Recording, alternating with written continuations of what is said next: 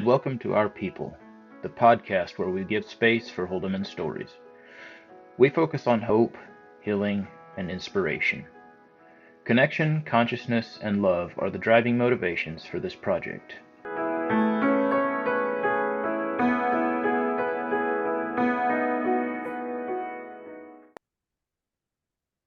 Okay, welcome listeners. Today we're going to be diving deep into the history of the Holdeman Church, specifically focusing on leadership transitions, internal conflicts, and significant events. From the 1900s, from 1900 to about 1940, which is a period that's going to be marked by the death of the founder, John Holdeman, leadership succession issues, the world wars, and the eventual dissolution of the bishop structure. So let's start with setting the stage with the state of the church at the dawn of the 20th century. At the time of John Holdeman's death in 1900, the Church of God in Christ Mennonite, or the Holdeman Church, had about 800 members across 20 congregations in the United States and Canada. Holdeman's leadership was very much hands-on. That was he had a very hands-on style, and his sudden death left a significant vacuum in leadership. So who would succeed him was a pressing concern for the church. Leadership style, John Holdeman was a very strong, charismatic leader, kind of like a visionary, instinctive type leader. Personal influence and vision shaped the church up to that point. He had a deep commitment to the principles he was withholding, and then his death created an immediate need for a clear and effective plan. The church was not used to the idea of a church without him. Quote from Reuben Kane here that I looked up: the early 20th century was a time of great uncertainty for the Holdeman Church. The sudden loss of John Holdeman left the church without its guiding hand, and the leadership faced the daunting task of continuing his legacy while also addressing the challenges of a rapidly changing world. There were two prominent leaders within the church that were immediately seen as potential successors. Peter Taves and Tobias Unruh were the two that immediately leaped to the forefront in people's minds. But interestingly, both of those men were reluctant to take on Holdeman's role. Peter Taves, up in Canada, up in southern Manitoba, was a writer and a counselor and somewhat of a mystic, maybe would be the right word. He wrote poems and hymns. He did a lot of writing, a lot of correspondence by writing. And he did exercise some leadership. He helped establish a conference, the first conference post John Holdeman, and did a lot of the organizing, but in the end, he didn't even attend, primarily due to ill health and his wife's ill health. Tobias Unruh, okay, so Taves he wasn't an organizer, a manager, director. He liked to read, think, philosophize, and so forth. Tobias Unruh, down in Kansas, coming out of the Lone Tree Mennonites, was a passionate evangelist and an exhorter, very popular preacher, but he lacked the desire and perhaps lacked the administrative skills to be a leader. He was more at home behind the pulpit than sitting around a board table. He wanted to preach and teach. So Peter Taves and Tobias Unruh were both deeply respected within the church, but they had strengths in different areas. Taves was known for his thoughtful and reflective nature. He provided guidance through his writings, personal counsel. Unruh was a dynamic evangelist with inspiring sermons, but he also didn't possess the inclination for administrative leadership. Clarence Hebert says that Taves and Unruh were seen as spiritual guides rather than institutional leaders, leaving a significant gap in the church's leadership structure. There's a particular incident that highlights Taves' reluctance. In 1905, when the church was in dire need of direction, several elders approached Taves, urging him to step into a more prominent leadership role. But Taves was suffering from severe arthritis, and he declined, stating, "My spirit is willing, but my body can no longer bear the burdens of leadership." So the theme of poor health continued in Taves's life. Tobias Unruh had a passion for evangelism. He traveled around the Midwest, held many revival meetings, brought many new converts into the Holdeman Church. But he found the intricacies of church governance to be burdensome and boring. He wasn't interested in that.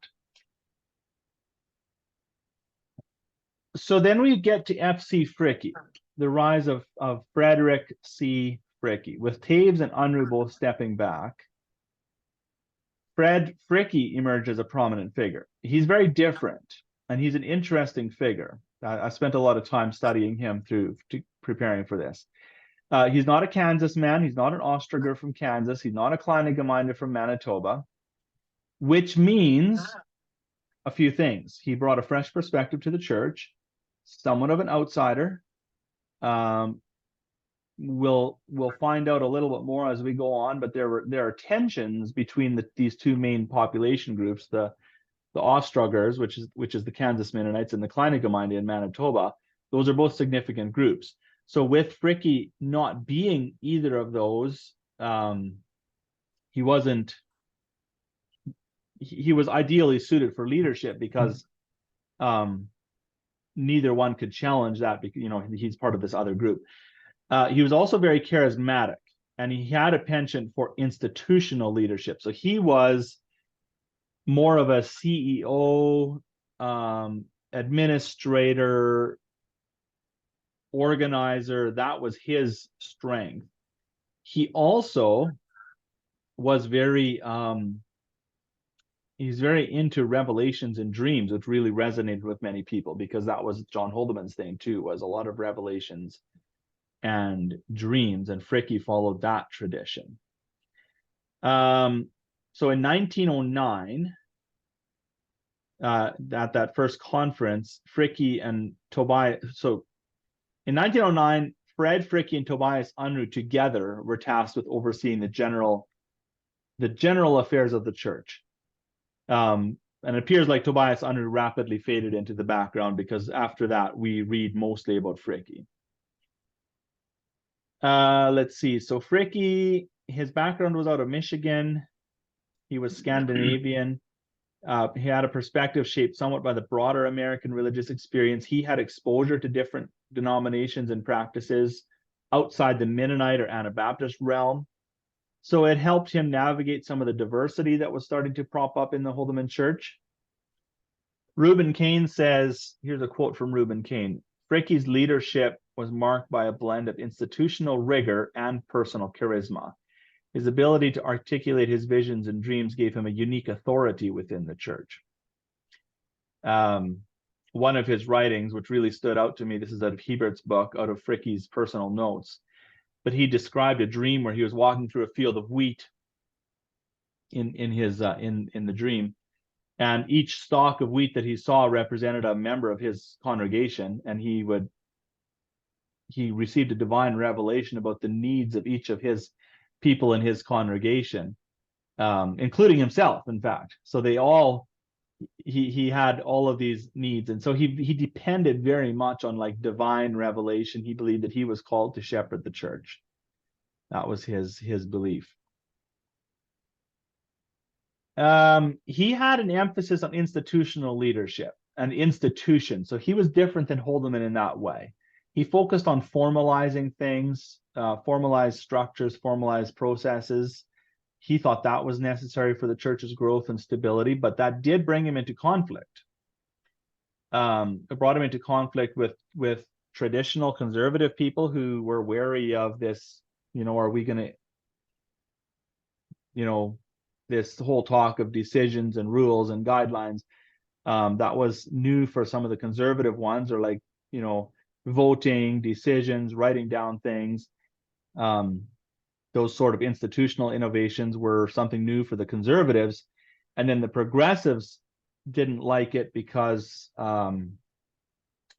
he was putting everybody into this institutional box. He was laying down the bylaws and how the church is going to operate. If we move into expansions and adjustments, the church experienced a fair bit of growth during Fricke's leadership. So they went from 800 till we have a figure in 1918, they were up to 1400. So almost doubling in 20 years. New congregations were established. There was a Western movement, a minor Western movement when the Western Kansas congregations were established in Southwest Kansas, but then also big moves to California and Alberta. Also, the church had to adapt to outsider converts. So they began to see converts coming in, English converts coming in. And so the German versus English shift started to happen. This was a time of rapid social and technological change already in the world at large. And that's another theme that we're going to see if we continue this up to the present day, is just this increasing. Every period is a time of change, and the rate of change gets more and more rapid as we go along. A quote from Clarence Hebert here: "This period brought about adjustments that saw the church move from being a small German-speaking sect to a more diverse English-speaking community." An interesting anecdote here was the new congregation in 1912 that was established in California, which a congregation that very quickly grew, attracting a mix of longtime Holdeman members and new converts from different backgrounds. This is the Winton congregation, which was really a success. The move was a success. It demonstrated the potential for growth into new regions. It was this mix of probably the first congregation that was a true blend of the Ostrigers and the Kleine Gemeinde. Down in Winton, there was people moving from Alberta, from Manitoba, from Kansas, and plus some local converts. So it really was an interesting development, and it also highlighted the need for the church to be able to adapt to different cultural contexts. The growth of the church during this period was not without its challenges. This influx of new members brought different perspectives and expectations, which led to tensions within the congregations. Fricke's leadership helped to navigate these challenges by emphasizing the core principles of the Holdeman faith, which also allowing for some flexibility in practices. And here I should actually, let me see if I can pull up a note here. Reuben Kane had some interesting comments about Fricke. Let me see here that were telling. Let me see if I can find them. He said that Fred Fricke he worded it very diplomatically, but that he was a powerful and forthright leader, something down that line. Let me see here. So Reuben Kane writes that, let's see. He was a very able and as well as influential speaker. He spoke very positively and preached a well-rounded gospel. He minced no words in declaring the judgments of God, fire and brimstone for the unbeliever. In preaching, he meant to get his point across. When interrupted by whispering in the audience, he did not hesitate to sharply rebuke the whisperers, and then continue. His disposition was to pursue very zealously the course open to him. Any opposition to the course was tested. As a church builder, he was in great demand, and he saw the fruits of his efforts in a growing church. His aggressiveness and ability were at times countered by opposite views, which tested his patience and long-suffering. So that's the description by someone who was very much a supporter of Fricke. So he seemed to be like this aggressive, sharp, zealous person. That's the impression I got. And we'll get to some of that when we talk about Winton a little bit more later. So I had a question. Yeah, go ahead. You said earlier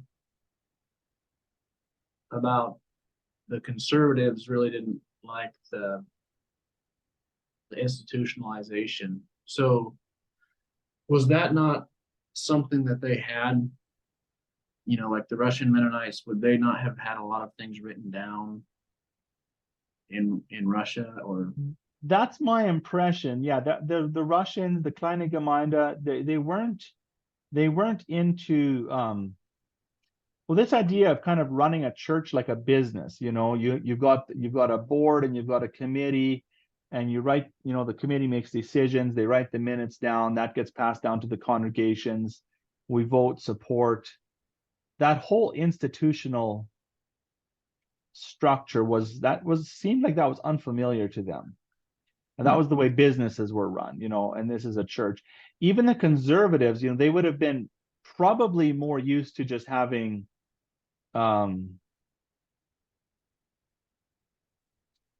leaders, the leaders of a congregation just kind of say thus and thus it's going to be, and then they would just go with it, which actually ties to the politics of the day, where you have, we're running a few years, quite a number of years behind, but kind of going from the monarchies of Europe to democracy, which in some senses the Holdeman Church began to run like a democracy. We're having conferences, we're laying out these suggested rules, people are voting on the rules, and then we write down the laws, and then we go home and we live out the laws, and we distribute the laws to the people that weren't able to attend, and so forth. So yeah, that was not a thing back in the old church. In the old church, you would generally have, here's a congregation, 3 or 4 elders in this congregation. The 3 or 4 elders run things the way they see fit to run it, and that was it.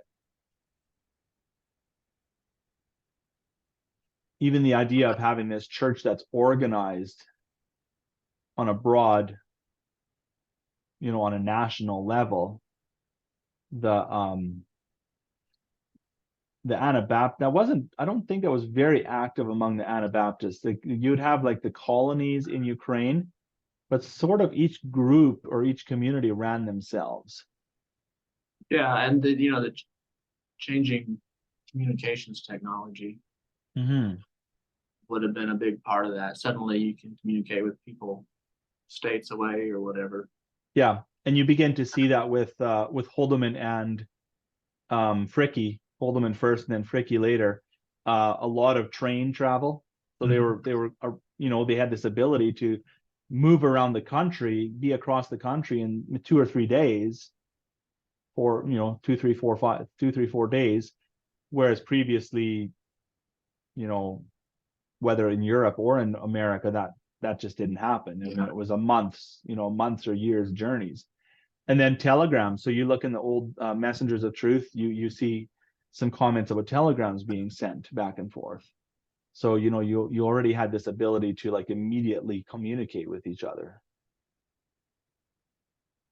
Yeah, so the various congregations are more connected, and so you kind of have to, if you value unity, you kind of have to come up with this more institutionalized. Right, because we're claiming this, we're going to be unified. People in Kansas, California, Alberta, Manitoba, they're all supposed to be unified, but now they're beginning to write letters to each other, to talk to each other. So we better come up with some systems. Yeah. And that brings me to, the next thing I was going to talk about was some of the technological developments that happened in in this time period, which the big one was the vehicle, the automobile. And I wish I had time to post it all, but Peter Taves has this amazing 2-page long poem about the automobile. And ultimately, actually, his conclusion was that it was inevitably coming, and we might as well accept it.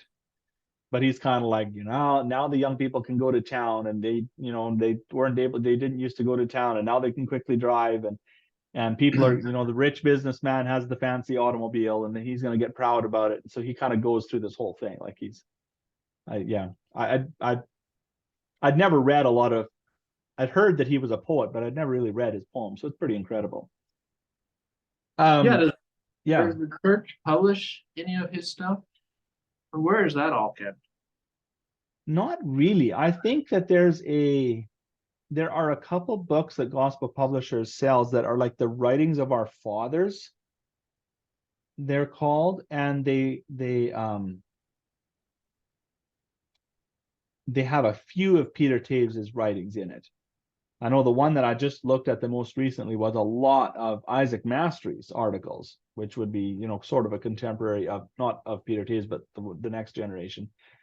Peter Taves himself, you don't see a lot of his writings. In fact, he wrote a hymnal as well, and you don't see anything of that hymnal anywhere. Yeah, I suppose today there'd be the translation problem too. You'd have to find something. Yeah, it was all in German, of course. Yeah. So yeah, but it would be interesting from a historical perspective to have some of those things. On the automobile, it's interesting. There's a few different anecdotes that I ran across with the automobile. It was a struggle for the Holdeman Church. It was a big cultural shift, big invention, and it went from, and Reuben Kane talked about that too. He said it went from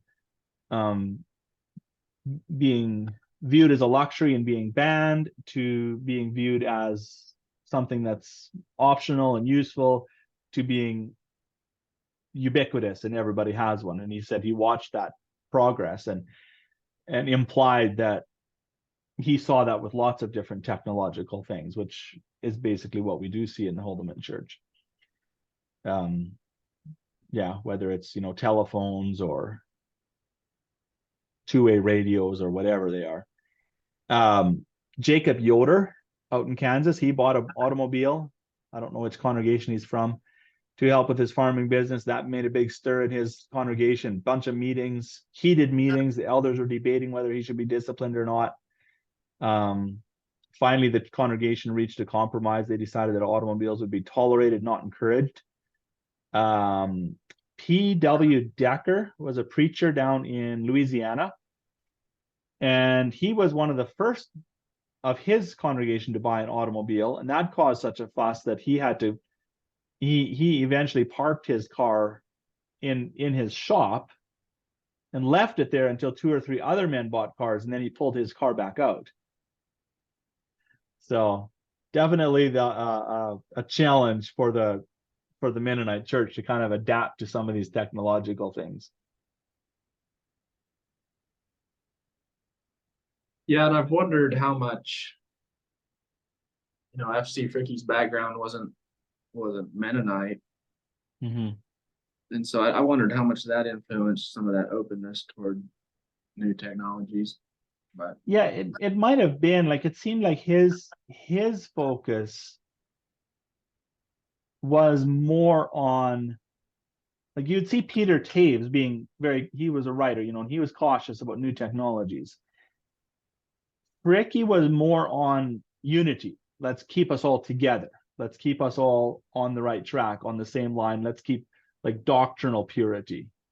So I don't think that if it had been Taves or Unruh or some combination of them leading the Holdeman Church in these 20 years, these 40 years, you might have a more Amish type church of, real, banning technologies, avoiding technologies. So that's interesting.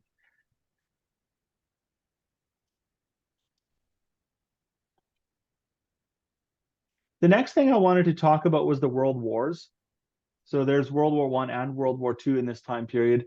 Those were very defining for the Holdeman Church. Of course, the church has a pacifist stance, which led to some real significant challenges. Actually quite strengthened the Holdeman Church, in my opinion, during that time period, because the Mennonites, Anabaptists have always had an us versus them narrative in their minds. Going back from Europe when they were persecuted, by the Lutherans and the Catholics alike. So there's always this, like, it's us against the world. We have anecdotes and stories of Holdeman men being treated pretty roughly. A few of them that were, on their way to a military camp on buses, and the rest of the men found out that they were, conscientious objectors, and they got beat up. Some of them had spent time in jail. Generally speaking, they all refused to wear uniforms. They refused to participate in any military activities. The America did not have any legal allowance for conscientious objectors at that point. So the only recourse really was to put them in jail because they were refusing to obey orders. So that was kind of a rallying cry for the Holdeman Church. They bonded together. So they supported these young men. Clarence Hebert, here's a quote from Clarence Hebert: "The war experience solidified the Holdeman Church's identity as a distinct and persecuted community, bound together by their shared commitment to non-resistance." So my understanding was that I wonder if Fricky and maybe some of the other ministers put together a petition to the American government, and they said that they did have that conscientious objectors could they would still be drafted, but they could do things like camp maintenance and hospital work and that sort of thing. But the Holdemans decided that even that was supporting the war. Okay. Yeah, I think you're probably right. I do know that there was a delegation that went to Washington and tried to negotiate some of these things. And this is like right in the midst of the war going on, So that made it difficult as well. It also once again forced the church, the Holdeman Church, to engage with society again. Now we're all of a sudden talking to politicians. Now we're all of a sudden, we're having to advocate for rights. We're trying to, deal with these things. The other interesting thing, and this is World War I and World War II, some of the repercussions that happened there, one of the big things was that these young men that went out, maybe especially more in World War II, it seemed like in World War II, there was probably even more of the men that were called. And they began to work together and worship together with other conscientious objector men. There was one that I read where it was, there was several Holdeman, several Old Order Mennonites, a Quaker, there was a Jehovah's Witness in the group, and they all just worshiped together, which was very much not allowed when you're back at home. But, these men are sitting in a prison camp or a service camp and they're worshiping together. These men came back to their congregations with a different perspective, probably more openness to the world around them. So in a way, there was a push and a pull with the wars, because on one hand, it's solidified, okay, we're not part of the bigger, broader world because we're pacifists.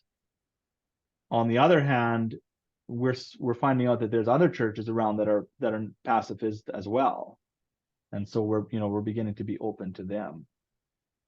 Yeah, and while they're in the camps, you've got to find solidarity and find the people like you that are conscientious objectors as well. So it's sort of natural that you would band together with the Quakers or whoever it was. Yeah, exactly. So I'm looking at some of my notes during, like, I was looking mostly at World War I, but now I'm looking at World War II. So in World War II, the alternative service camps were up and running. So these young men were being sent to work camps and so forth. And once again, it solidified their identity as a church, I guess, but at the same time began to open up some of their minds to, okay, there are other believers around here, these other Mennonite groups and so forth. And wasn't there some differences between the American experience or the U.S. experience and the Canadian experience? Yeah, both World War I and World War II. So in World War I, already by World War I, Canada had an allowance for conscientious objectors.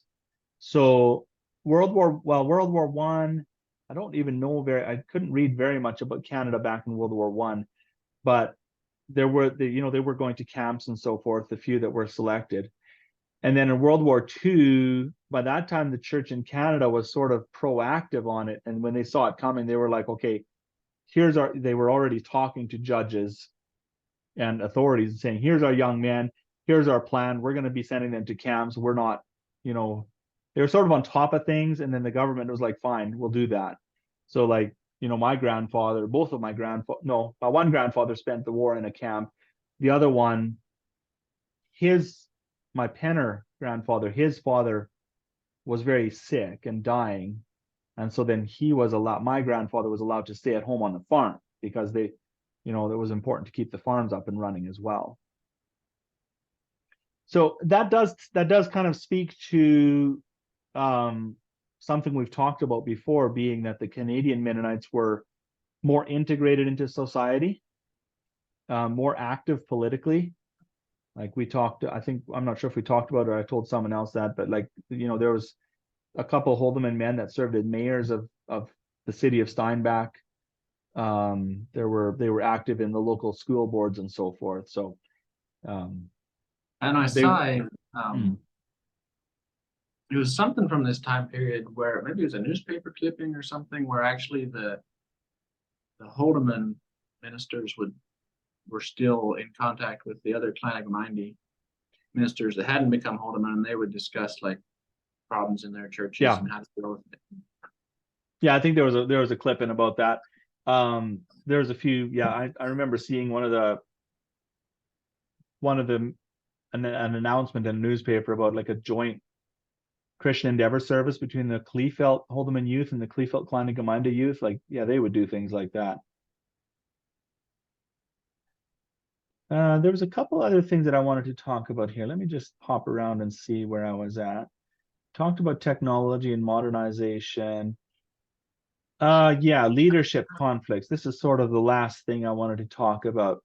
So we had Fricke being, this real strong, powerful leader, CEO, kind of dictator type, very stern, very strict, didn't really accept challenges to his authority. So one of the most significant conflicts was highlighted around the congregation of Winton, which was this first blended congregation, and somewhat more liberal, which we see a trend as I'm seeing this move to the west. There's definitely a liberal divide of liberal Mennonites moving west to Alberta, to British Columbia, to California. So there was in 1921 an ordination issue in Winton. So we had Abram Entz from Inman, Kansas. He was invited to Winton, and there's a lot of back and forth here that we might not even have time to get into. But so Abram Entz from Inman, he went to Winton, California for revivals. He went once with a few others to help settle. Actually, he went with Fricke, now that I remember that. Yeah, so Winton was having major issues in the congregation. They were having divisions, arguments, fighting, not sure where to go forward. So a group of ministers went to Winton. That group of ministers included Fred Fricke and Abram Entz, a younger minister, with a few others. Fricke kind of ran the show, put his foot down, said this is how it's going to be, and then he left.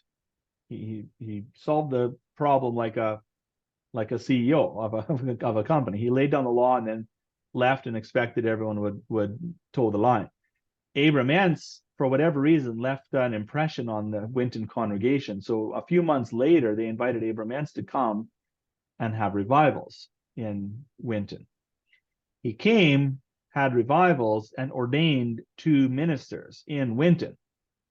That was not done at that time. At that time, Fricke was in the U.S. Fricke was the remaining bishop in the U.S. and he either performed the ordination himself or oversaw the ordination. So he was always involved in every ordination. This one did not. So when this happened and Fricke found out about it, he went in and reversed the ordinations. So 2 men were ordained. They served as ministers in the congregation for 4 months or so, and then Fricke got on the train headed from Michigan all the way down to California and said, we're dissolving these ordinations. I want to say it was closer to 3 or 4 years. Did they run for a few years before he reversed it? I think so. I'm looking at it here. Okay. It says they were excommunicated in 1924, and they had been ordained in 21. Yeah, 20 or 21. So okay. So it took a couple years for them to settle it. Yeah, I'm looking at Holdeman's book here. But it's definitely a long enough time period to, settle into their roles as ministers and get used to that role. So they were ordained October 1, 1920. And then you said you saw the excommunication. Yeah, I'm further down on page 269 about this, the last paragraph there. Okay. All right. But I'm not... it's a long period of time to have a leadership role. Yeah. And the congregation's basically accepted you in it, and so it's. Yeah, okay, 1922 is what I'm seeing as far as the ordination being invalidated. Okay, so yeah, that was enough time. They were established as ministers, and ultimately were reversed. And I see some quotes here, like this one person that was being interviewed on it. He says, Fricke dealt very ruthlessly. It split the congregation in half. What ended up happening was, for sure, Joel Kane was the one minister, and he ended up going down to another church, and I don't know if you would call it establishing the church, but he joined up with another church down the road, another Mennonite church, and was active there. He preached and so forth in this other church. Enoch Dirks ended up getting reaccepted into the Holdeman Church and actually was ordained up in Idaho a few years later. So what we are seeing here is this polarization between the progressive and the conservative factions. We've got, I guess the Ents faction on one side. He was more of a liberal thinker. The other ministers talked about the Ents. They talked about the Ents people, like they were the liberal ones in the church. And then there's Fricke's people and the rest of the people. And that was a major upheaval in the Holdeman Church, and that does appear like that was also somewhat of a trigger into talking about bishops in general in the Holdeman Church, because this is something then that also came down to a head at the end of our period that we're talking about in 1939. And well, Reuben came. Yeah, go ahead. Maybe we should kind of lay out, what the roles the bishops had, who they were. That sometimes you see them referred to as elders. Yeah. So what was the bishop system? Yeah, so it never seems to have been very well defined. Holdeman himself, no one ever told him what his role was. He just kind of accepted this role of, this is my church, I'm overseeing it, I'm moving among the churches. He was offered at one point, John Holdeman was offered to take the leadership of the Lone Tree congregation because he had moved there, and he said, no, my job is to oversee the church. So he's listed as a bishop in the conference report book. So when he died, then the church was used to this idea that we have someone that oversees the church. And they eventually appointed Tobias Unruh and Fricke. But in the next yearbook, there's Tobias, Fricke, and Peter Taves listed as bishops. There was never a specific role, but the general idea was, and you can read this somewhere, that it started out, they did the baptisms, they did the ordinations, they did the, even marriages, they did all these things. But then as this, went from 100 members to 800 members to 1,400 members, they couldn't do that. And we were more spread out. So then at a certain point, at the very least, they were doing ordinations. And they generally operated as what we would see as the conference counseling committee today. If there was a conflict between a couple ministers in a congregation, the bishop would come and solve it. If there was a minister in the congregation that was getting too far in left field or right field, the bishop would come and solve it. So those are the kinds of things we were seeing happening. There was never official ordinations. It was just sort of appointed. And to my knowledge, I only know of the five maybe. We've got Holdeman, F.C. Fricke, Tobias Unruh, Peter Taves, and Peter Berg. And I don't really, you hardly know anything about Peter Berg. Sorry, there's another one. There's Wilhelm Giesbrecht as well, was seen as a bishop after Peter Taves' death in Manitoba.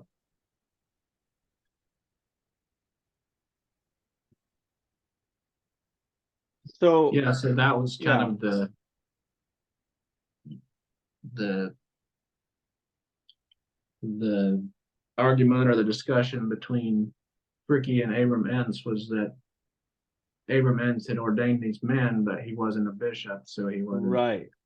Right. And so there's this oversight. So the bishop is seen as this figure that keeps everybody together.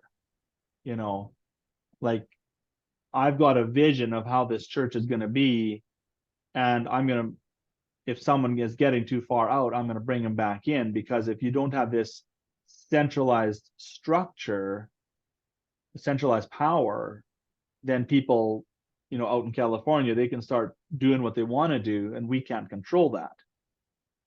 So that was the whole point of the bishop structure. What ended up happening was, and it does seem as if this Winton thing was somewhat of a catalyst, but it began to blow up a little bit more until the 1930s, where there was this beginning discussion. Frank Wanger his name starts popping up. Frank Wanger was this young minister who really didn't like the bishop structure. He argued about that quite a bit, and they ended up dissolving the bishop structure in the 1939 conference, I believe it was. And you don't actually read that in the conference book. You don't ever read that, okay, now it's dissolved. But what you do read is in I'm going to look at this now. So in 1933, there's a conference, and it lists F.C. Fricke and Tobias Unruh as the two bishops that are present.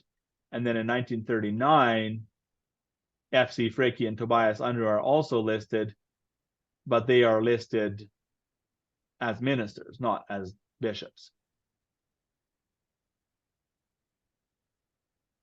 You also have a resolution about this called the submissiveness of ministers, which basically talks about younger ministers submitting themselves to older ministers. So there's still this effort to control what younger ministers are doing and putting them under the oversight of older ministers. But this also is a movement from a single person or three or four people leading the church, to now we've got this broad structure, and it's ultimately being led by committees and conferences and that sort of thing, that we end up shifting into. So yeah, both Reuben Kane and Clarence Hebert write a lot about that whole issue, and it seemed like it was pretty significant for the Holdeman Church. Oops, I just lost that here. Let me pop that up. One thing that's interesting. Oh yeah, go ahead. Is that, so the two ministers that A.G. Entz ordained were expelled, but Abram Entz was never expelled. So right, yeah, that was interesting enough. And I'm not sure what happened with that. Either he was popular enough, or he was able to backpedal fast enough, or something. Yeah, that's what I was going to say. He probably had enough popular support that.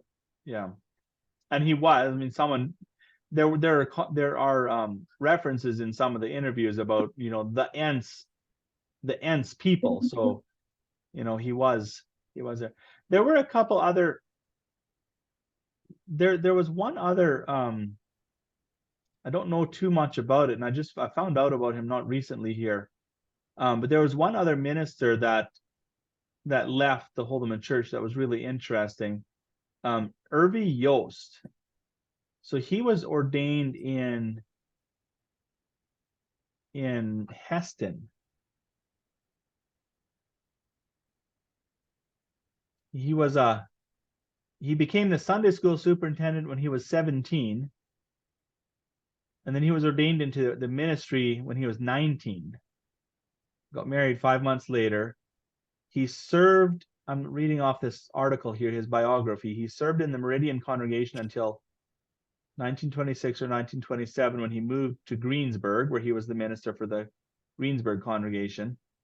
And then soon after 1928, so he would have been a minister for 6 years, he found himself in tensions with some of the doctrines and traditions of the Holdeman Church. He wanted greater freedom to enhance his preaching with study and preparation, in contrast to the Holdeman spontaneous spirit-led sermon approach. And he also questioned the theological position that the Church of God in Christ Mennonite was the one true church. So he was asked to stop preaching. He still felt the call to preach, so he attended a ministers' meeting of the Mennonite Church in Goshen, Indiana. The Mennonite Church in Goshen sent revival meetings to Greensburg, and eventually established a Mennonite Church USA congregation in Greensburg, where Irvi Yost was the pastor. He actually ended up being the overseer of the entire Mennonite conference, like the Mennonite Church USA conference of Denver, of Colorado. So he seemed like he ended up being quite a mover and shaker in the Mennonite Church USA, even with his starts as a Holdeman Mennonite minister. The one last thing that I was just going to mention, I think we're running out of time here, but this whole move to this decentralized leadership by committee type thing that we see in these 40 years from 1900 to 1940. The other thing we see is that we see establishment of most of the committees that we still see in the Holdeman Church today. General Missions, Gospel Tract, the War Problems Committee, which then changed names to the Peace Problems Committee, the Conference Arrangements Committee, the Publication Committee, and the Mennonite Mutual Aid got started. Christian Public Service got started. So definitely this was a time of like organizing, institutionalizing, which also speaks to I guess the vision of the Holdeman Church at that point, or the move to being bigger than just a person. It changed from one person's church, Holdeman's church, and then ultimately Fricke's church for quite a few years, to now it's a church led by committee, by consensus, by conference, whatever you want to call it, but a decentralized power. So what was the I'm looking at the committees they established, and there's the Western District Conference and the Eastern District Conference. Did they actually have like two separate conferences at one point in time? I suspect that those are what the Holdemans would call districts now.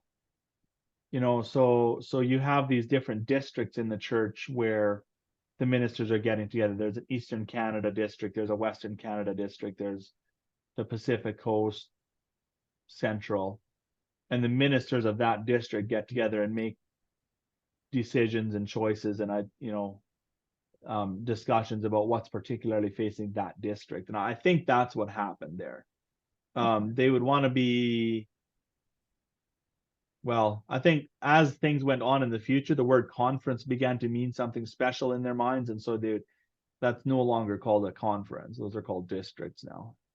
Just a district meeting, I think. Yeah, just a district meeting. Yeah. Okay.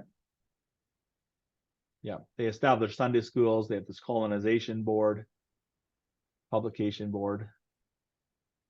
Peace Problems Committee actually got changed now recently too. That is now the Christian Peace Ministries.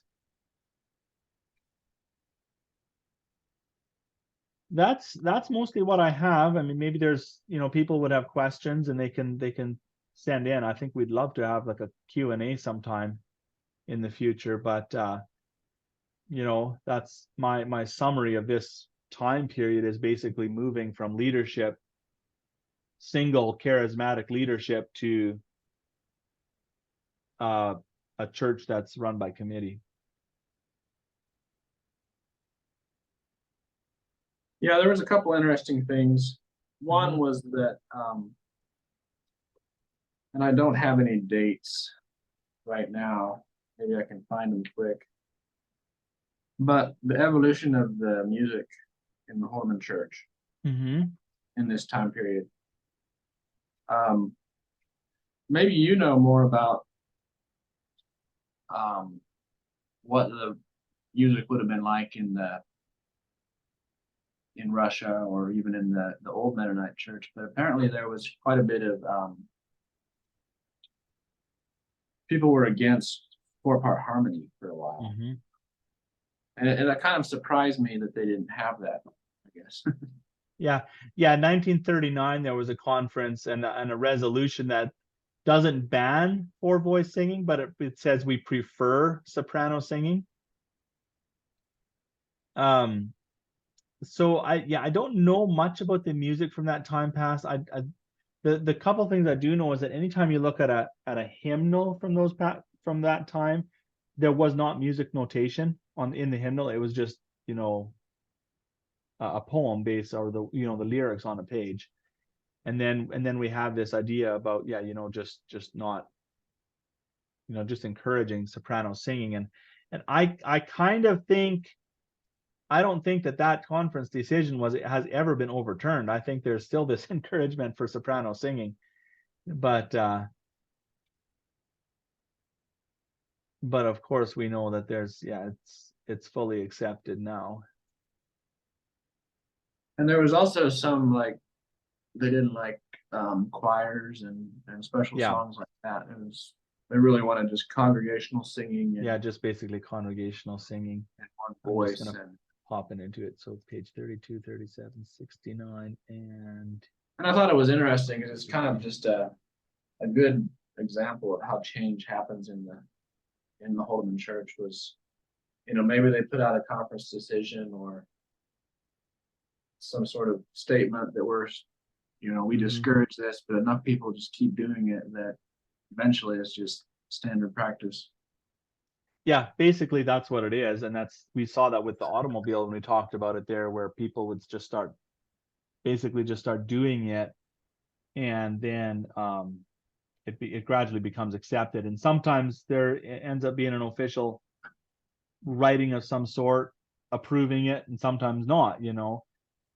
Photography is sort of in my mind, is the clearest example of our present day, where we went from, you can trace it through the conference decisions of where you go from completely banned to, okay, we'll allow it for official purposes, to, okay, we'll allow it for business purposes.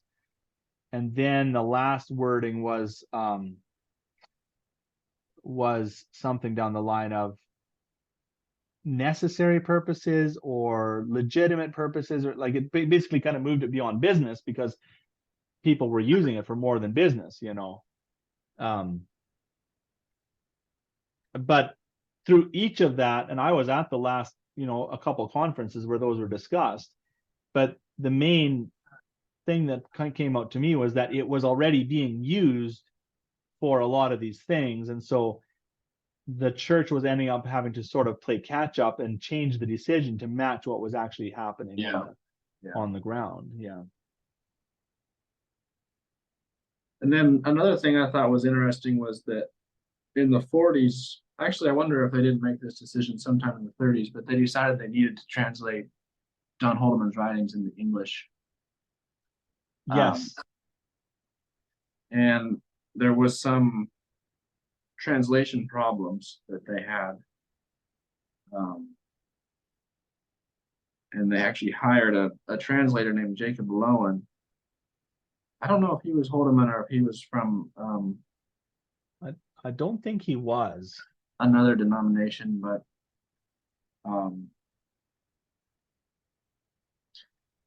reading through Clarence Hebert's correspondence with him, it looks like those translation problems didn't go away just because they hired him to help with that. He says most of these ministers, when they found passages that did not jive with modern day thinking, were quite generous in the way they rewrote the material. Says they definitely were not translations, they were rewrites. And it looked like they kind of further on down, he says that if where John Holdeman sort of made mistakes or misquoted scripture, they would correct that for him. Yeah, and call it a printing error. So I thought that was interesting. Yeah, that's very interesting. There was also there was even some there's a little bit of pushback. I don't remember where I read this. I think maybe in some of the old messengers, but there's even some pushback towards translation because of the possibility that then if you translate it to English, then the younger people can read it and then they can challenge it. If you can read it, you can challenge it and begin to question some of his writings. And I wonder if that maybe encouraged some of this manipulation of the things that he wrote. Yeah, that's an interesting argument to make. You also can read about a hesitancy to have conference decisions. I think, where did I see this? There was, or conferences in general, because of let me just see here. Yes, so on page 283 in my book, I think your page numbers might not line up with mine. But under decision-making procedures, it says another subtle but related power struggle occurred between leaders and members. Laymen in the early 1920s began to raise issues at conference times which the ministers and deacons did not approve. Oh, right. Yeah, so they were bringing up questions. So they kind of have to create the conference arrangements committee. Yes, to kind of vet. To pre-vet questions. And even like Fred Fricke wasn't very enthused about having a conference. He writes, there's been a thought and desire by ministers and members for the past 2 years wanting another conference. In wanting this, some seem to have different ideas and ways how to get a conference. Some think by trying persuasion among preachers and members and then sending these petitions to some leader or chairman of the conference will voice the general desire. So I think the idea was maybe that some of the younger people weren't very happy with the way things were going in church, and they thought, okay, we'll call a conference and we'll resolve some of these things. And Fricke himself was really not that enthused about a conference, because then some of his rulings would get challenged. And I mean, ultimately he lost his position as bishop and as moderator at a conference. Well, there was even some question about whether or not the conference decisions were mandatory. Yes, they wrote some about that there, about people choosing which conference decisions to keep and which not to keep. That I don't think that actually came up as a formal decision for quite some time. Yeah, I wonder if they didn't formally make a statement maybe later on in the 70s or something.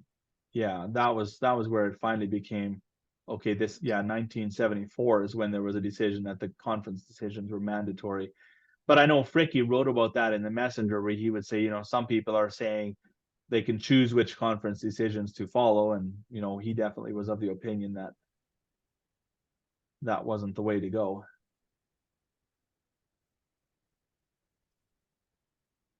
Yeah, it's kind of strange because there's, they'll make it, there's this weird interaction between conference decisions are mandatory, yet we're going to allow change to happen anyway and then catch up later. Mm-hmm. So it's an interesting system, I guess, the way that's been set up. Well, it's, excuse me. I think what happens is it puts enough authority to the decision that you can enforce it if you choose to. If I'm a preacher and I want to get real strict about radios in people's vehicles, well, I've got a conference decision to point to. And yeah, it's mandatory. You need to all take your radios out. Whereas the next preacher in the next congregation, he might not mind, he might not care and not enforce that. And nobody really says anything because it's not universally enforced. Yeah, I suppose it's just this problem of we want to allow change, we want to allow, Mm-hmm. we want to move along with technology and so on. But at the same time, we can't allow change too quickly. So we kind of have to pump the brakes and put out a statement here and there to just sort of keep it going. slowed down. Yeah, I think so. Okay. Anything else we need to talk about here? We definitely want listeners to bring in questions or comments or other resources or research that they have. If not, I'm pretty happy to sign off here. Yeah, I can't really think of anything else Mm-hmm. that we should have covered.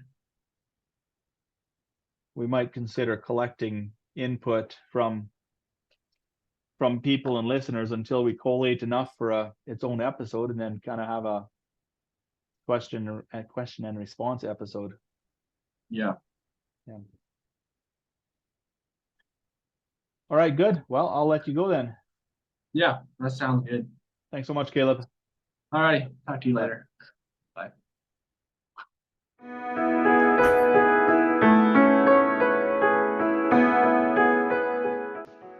Thank you for listening. It is an honor to connect with our guests, and we wish the best for them as well as our listeners. Remember to like and subscribe for more episodes. Our People can be found on all major podcast platforms as well as YouTube. If you are interested in sharing your story, please contact us at ourpeoplepodcastteam@gmail.com. Thank you.